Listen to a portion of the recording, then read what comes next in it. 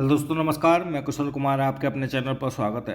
दोस्तों, जैसे कि आप सभी को पता है कि आज यूपी पुलिस की तरफ से जो नोटिफिकेशन जारी किया गया है भर्तियों के लिए, इसमें लगभग 60,244 पदों के लिए आवेदन मांगे गए हैं। आज के अखबार में आज के जो नोटिफिकेशन है दोस्तों, जिसमें आरक्षियों की सीधी भर्ती की बात करी गई है। उत्तर प्रदेश आरक्षी नागरिक पुलिस की यानी सिविल पुलिस के भर्ती की बात करी गई है 2023 की।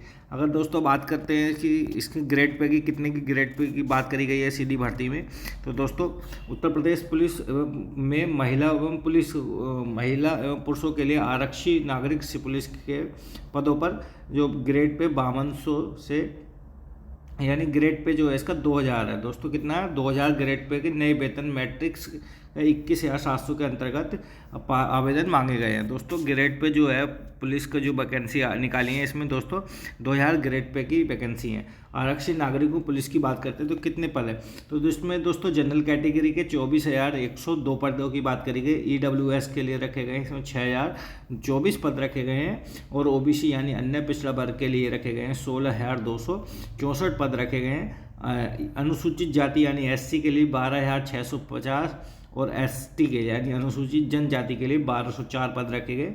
टोटल इस प्रकार 60,244 पद दोस्तों इस समय पुलिस के सिविल पुलिस के ये पद हैं, और अभी तक की यानी भारत की भी सबसे बड़ी वैकेंसी है पुलिस के मामले में। किसी भी क्षेत्र में भारत के राज्यों में सबसे बड़ी वैकेंसी है, जिसमें 60,000 पद एक साथ किसी भी वैकेंसी में निकाले गए हैं दोस्तों। पुलिस में अभी तक इससे बड़ी वैकेंसी नहीं हुई है दोस्तों। अगर बात करते हैं कि इनके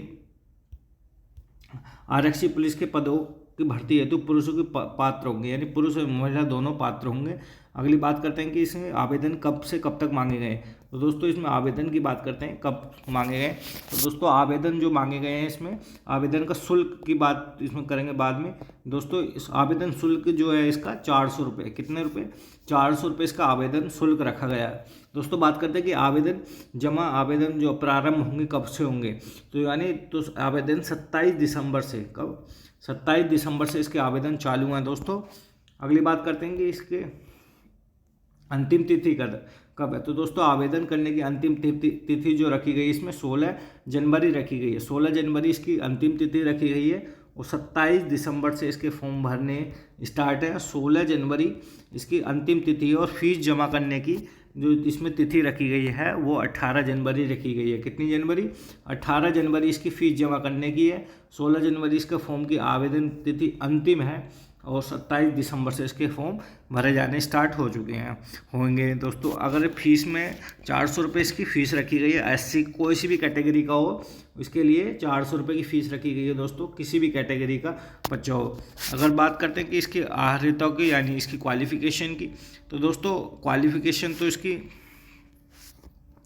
जो इसका राष्ट्रीयता की बात करते हैं तो इसमें सबसे पहले भारत का नागरिक होना चाहिए, और दोस्तों बाकी तो दूसरा अधिक देशों की बात करी गई है।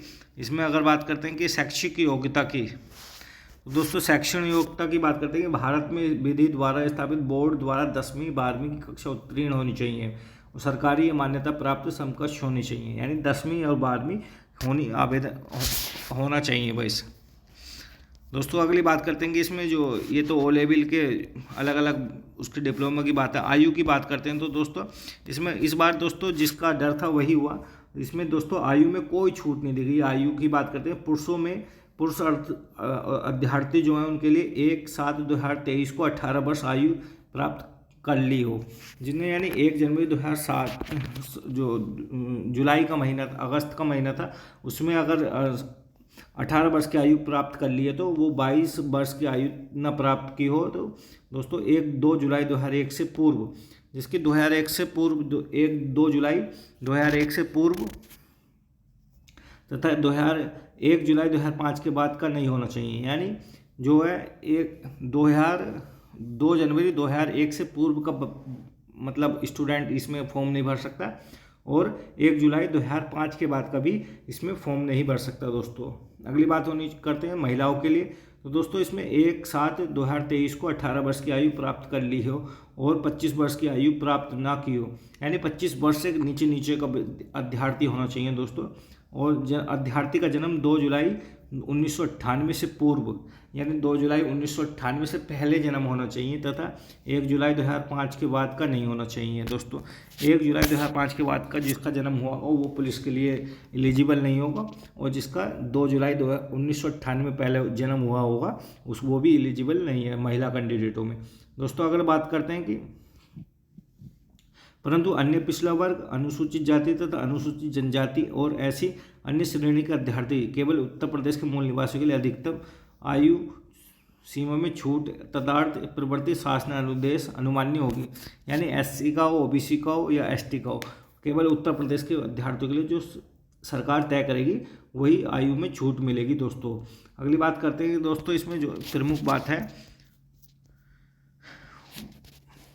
भर्ती की प्रक्रिया दोस्तों। भर्ती की प्रक्रिया में बात करते हैं कि इसके जो लिखित परीक्षा दोस्तों, लिखित परीक्षा में बात करने वाले तो दोस्तों सिलेबस की बात करते हैं तो दोस्तों इसमें 4 टॉपिक पूछे जाएंगे दोस्तों। 300 नंबर की लिखित परीक्षा होगी। कितने नंबर की? 300 नंबर की लिखित परीक्षा होती है दोस्तों। समय 2 घंटे का दिया जाएगा और इसमें 4 टॉपिक पूछे जाएंगे। 4 टॉपिक में पहला पूछा जाता है सामान्य ज्ञान दोस्तों, सामान्य ज्ञान। दूसरा पूछा जाएगा सामान्य हिंदी।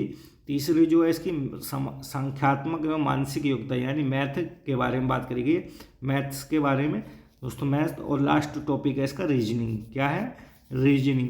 अगर दोस्तों बात करते हैं कि इनके कितने क्वेश्चन आने वाले हैं तो दोस्तों इनके चारों टॉपिकों के 150 क्वेश्चन आएंगे। 150 क्वेश्चन में जिसमें हिंदी के बात करते हैं तो 37 और जीएस के अगर क्वेश्चनों की बात करते हैं तो जीएस के 38 क्वेश्चन आएंगे। और मैथ्स के जो क्वेश्चन है दोस्तों पिछली बार का है 38 क्वेश्चन। और रीजनिंग के अगर बात करें तो रीजनिंग के 37 यानी 38 के क्वेश्चन आसपास में क्वेश्चन आते हैं। टोटल 150 क्वेश्चन आएंगे दोस्तों। और 150 क्वेश्चन 2 नंबर का एक क्वेश्चन होता है और 300 नंबर के एक क्वेश्चन होने वाले हैं दोस्तों। अगर बात करते हैं कि नेगेटिव मार्किंग की, ऋणात्मक मार्किंग की तो इसके 1 - 0.5 की जो होगी इसकी नेगेटिव मार्किंग होती है 1.5 क्वेश्चनों की। अगली बात करते हैं कि परीक्षा का पैटर्न क्या होगा तो दोस्तों परीक्षा का जो पैटर्न होने वाला है वो ओमार बेस्ड यानी परीक्षा ओमार बेस्ड आधारित प्रणाली के संपन्न कराई जाएगी। यानी ऑफलाइन पेपर होगा। क्या होगा? ऑफलाइन पेपर होगा दोस्तों, इसका ऑनलाइन पेपर नहीं होगा। सबसे बड़ी बात तो यही है कि इसका पेपर क्या होगा? ऑफलाइन होगा, ओमार बेस्ड। 300 नंबर का पेपर होने वाला है दोस्तों। 2 घंटे का टाइम मिलेगा और इसमें 0.5 की जो कि नेगेटिव मार्किंग होगी दोस्तों। तो ये थे जो इसका इम्पोर्टेंट चीज़ थी, ये था इसके बारे में। अगर बात करते हैं कि इसकी फिजिकल एफिशिएंसी की बात करते हैं, फिजिकल जो स्टैंडर्ड है उसके बारे में बात करते हैं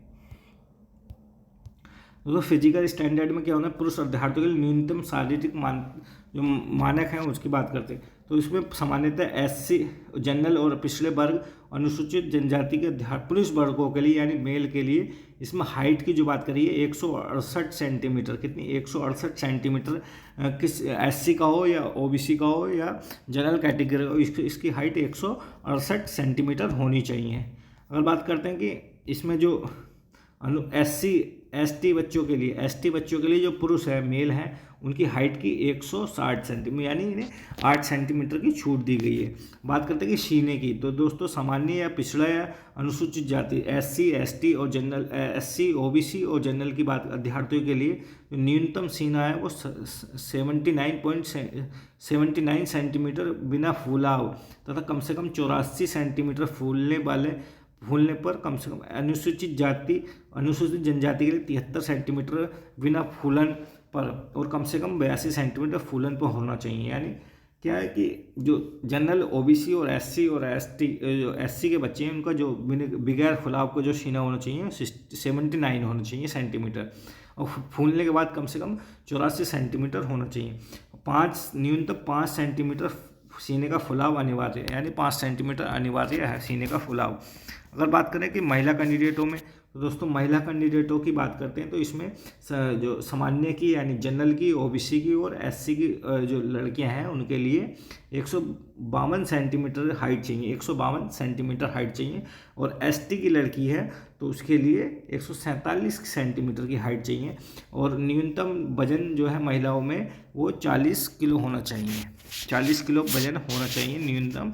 और अगर रेस की बात करें तो दोस्तों पुरुषों के लिए रेस है 4 पॉइंट यानी 4800 मीटर की रेस 25 मिनट में, 4800 मीटर की रेस है 25 मिनट में, यानी 4 किलोमीटर और 800 मीटर की।